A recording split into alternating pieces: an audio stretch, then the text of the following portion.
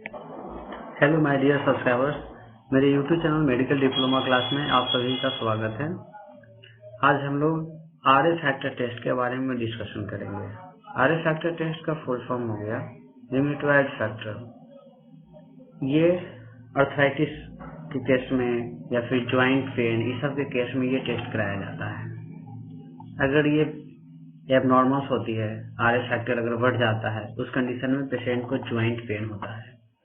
तो चलिए इसके मेथड के बारे में, ये जो मैं मेथड बताने जा रहा हूँ ये सीरम से होता है by qualitative method and semi quantitative, मतलब फुली ऑटो नहीं, ये सेमी क्वांटिटेटिव होता है। और ये लेटेक्स स्लाइड टेस्ट है, ये हम स्लाइड पे परफॉर्म करते हैं।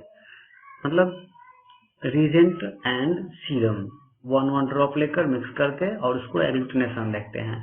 अगर एग्लूटिनेशन जितना टाइमिंग के ऊपर आता है उतना फाइंडिंग देते हैं।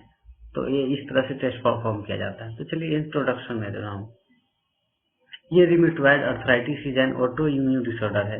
यह एक डिसऑर्डर जो है एक ऑटो इम्यून डिसऑर्डर है। ओके, फिर autoantibodies are produced against self antigen. इसमें क्या होता है ना कि पेशेंट के जो सेल्फ एंटीजन होता है उसके अगेंस्ट में जो है एंटीबॉडीज बनाना शुरू हो जाता है। तो इस तरह की कंडीशन को ऑटो इम्यून बोलते हैं। यानी कि बॉडी के एंटीजन के अगेंस्ट में ही जो एंटीबॉडी जब बनने लगे तो उस तरह की कंडीशन को या डिसऑर्डर को ऑटो इम्यून बोलते हैं। तो इसमें क्या होता है ना कि ये सेल्फ एंटीजन उसी के अगेंस्ट में जो है एंटीबॉडी प्रोड्यूस होने लगता है। कौन सा? IgG. This autoantibodies are termed as rheumatoid factor. और इस तरह की जब ये ऑटो एंटीबॉडीज प्रोड्यूस होता है उस तरह की टर्म को रिमेटॉइड फैक्टर बोलते हैं। Which are immunoglobulins of predominantly IgM class, which combines with Fc portion of immunoglobulin IgG molecules. Okay, तो ये थोड़ा लॉन्ग टर्म में हो जाएगा। चलिए इतना आप समझिए। ओके, चलिए अब प्रिंसिपल इसका जो है रिमेटॉइड फैक्टर टेस्ट कीजिए। कंसिस्ट ऑफ ये पॉलीएस्टिरीन लैटेक्स पार्टिकल। ओके, कहाँ पे एग्जिस्ट होता है?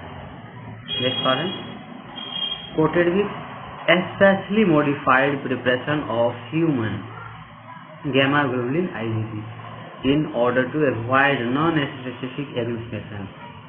यानी कि इसमें जो हम टेस्ट जो है रिजल्ट जो है एग्लूटिनेशन के बेसिस पे करते हैं। Okay, this sensitivity of the reagent has been adjusted to detect 10 IU per ml of RF calibrated against an international standard. ये इंटरनेशनल स्टैंडर्ड जो इसका फिक्स किया हुआ है इस रिएजेंट को जो हम परफॉर्म करते हैं। तो चलिए ये टेस्ट को परफॉर्म करने के लिए सबसे पहले प्रिकॉशन क्या क्या इम्पोर्टेंट है।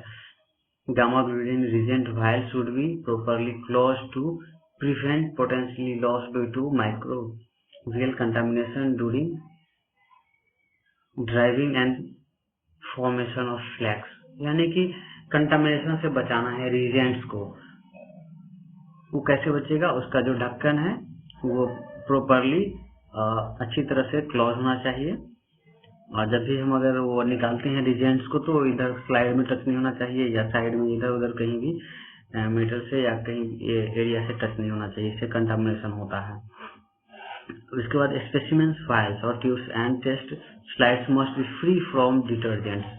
जो हम टेस्ट परफॉर्म कर रहे हैं, जो मेरे स्लाइड्स है वो डिटर्जेंट से फ्री फ्रॉम होना चाहिए, मतलब उसमें डिटर्जेंट नहीं है। जैसे कि स्लाइड वॉश करने के लिए डिटर्जेंट से सब यूज किया जाता है, तो बिल्कुल पानी से एकदम वॉश होना चाहिए, उसमें डिटर्जेंट बिल्कुल नहीं रहना चाहिए स्लाइड से। Reagents contain 0.1% sodium azide.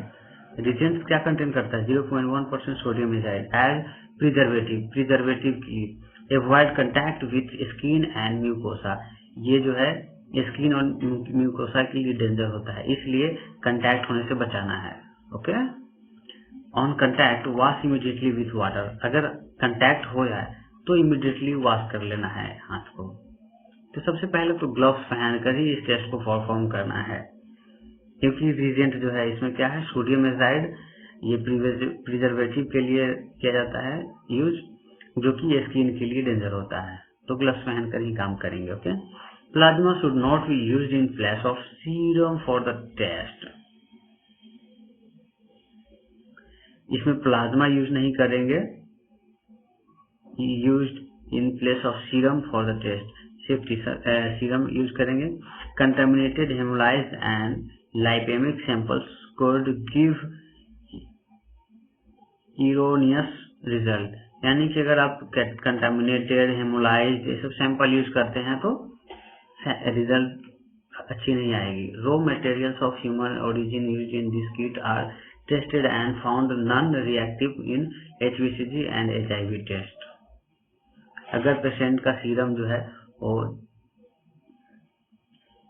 And found non reactive in raw materials of human origin used in the test kit are test.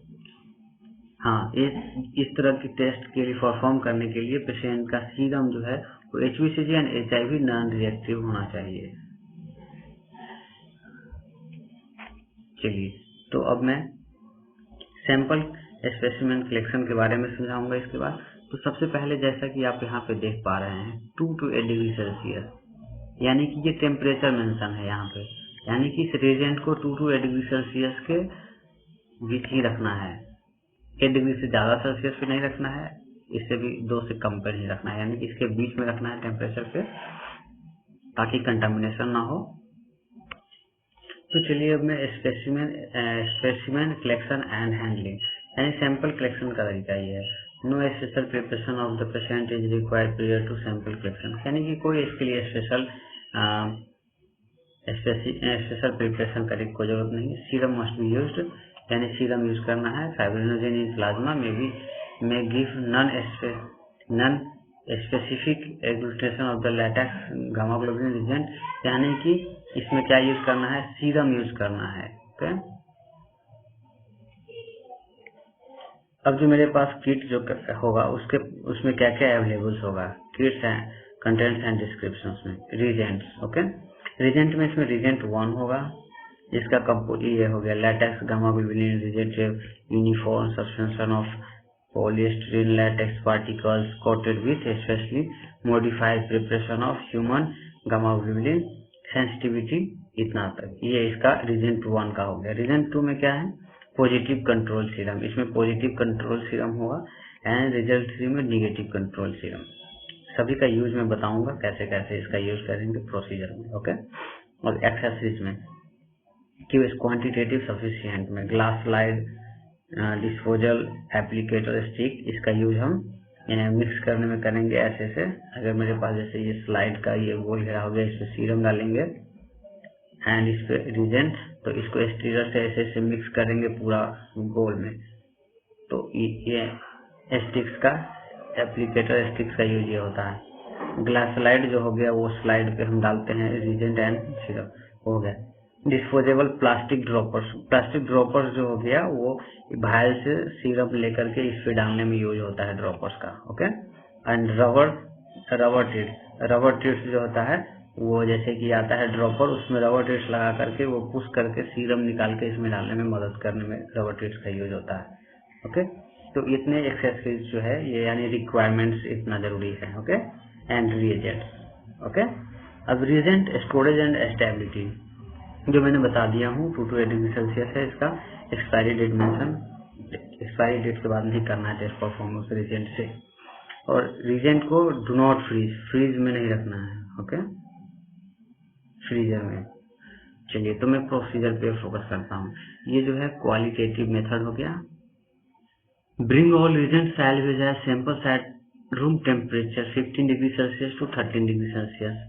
जब भी हमको टेस्ट अगर परफॉर्म करना है तो टेस्ट परफॉर्म करने से 10-15 मिनट पहले ही रूम टेम्परेचर यानी 15 डिग्री से 30 डिग्री सेल्सियस के टेम्परेचर पे वेट करना है। टेम्परेचर यानी रिजेंट जैसे हम फ्रिज से निकालते हैं तो रिजेंट जो है एकदम ठंडा आता है तो उसको नॉर्मल 10-15 मिनट तक होने देना है, उसके बाद टेस्ट परफॉर्म करना है।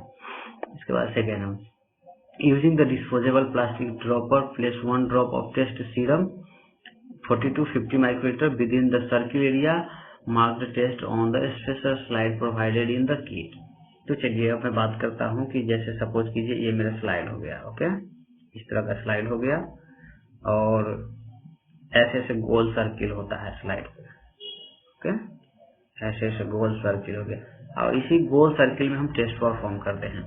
ड्रॉपर की मदद से एक ड्रॉप सिरप डालेंगे यहाँ पे, फिर रिएजेंट एक ड्रॉप यहाँ पे डालेंगे। अब इसको एप्लीकेटर स्टिक से मिक्स करेंगे, इसको पूरा रिएजेंट एंड सीरम को मिक्स करके अच्छी तरह से, और विद इन 2 मिनट्स तक इसको रॉक करेंगे स्लाइड को। और रॉक करने के बाद जो है इसमें एग्लूटिनेशन देखते हैं, अगर एग्लूटिनेशन आया तो पॉजिटिव, नहीं आया तो निगेटिव। और ये negative control and positive control का यूज जो है यहाँ पे करते हैं, ये देखने के लिए कि निगेटिव का कैसा फाइंडिंग आता है, पॉजिटिव का कैसा फाइंडिंग आता है। सपोज कीजिए मैंने यहाँ पे पॉजिटिव कंट्रोल डाला, पहले मैंने यहाँ पे पॉजिटिव कंट्रोल 1 ड्रॉप डाल दिया एंड रीजन डाल दिया, ये सबको मिक्स करेंगे तो डेफिनेटली पॉजिटिव आएगा। तो ये पॉजिटिव कैसा आता है इस तरह का देखने के लिए, क्लियरेशन देखने के लिए हम पॉजिटिव कंट्रोल देखते हैं, पॉजिटिव कंट्रोल लगाते हैं कि कैसा पॉजिटिव फाइंडिंग आता है, और इसी बेस से हम जो है इसका डिसाइड करते हैं कि पॉजिटिव आया या निगेटिव। और निगेटिव कंट्रोल भी हम क्यों डालते हैं, क्योंकि डेफिनेटली वो निगेटिव ही आता है, वो निगेटिव कंट्रोल डालने पे उसमें रिलेशन कभी नहीं आ सकता है। तो इसलिए पता चलता है कि निगेटिव का फाइंडिंग कैसा आता है, पॉजिटिव का फाइंडिंग कैसे आता है। तो इसलिए हम निगेटिव एंड पॉजिटिव कंट्रोल लगाते हैं, जो कि दिया हुआ है इसीलिए। ओके,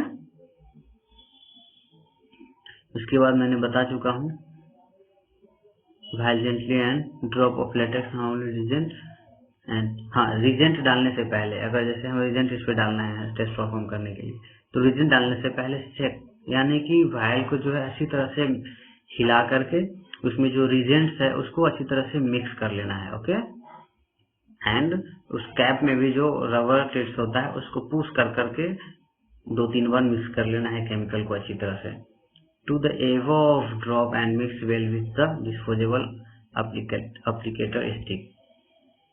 जैसा कि मैंने बता चुका हूँ, drop the slide gently 2 minutes and examine for agglutination।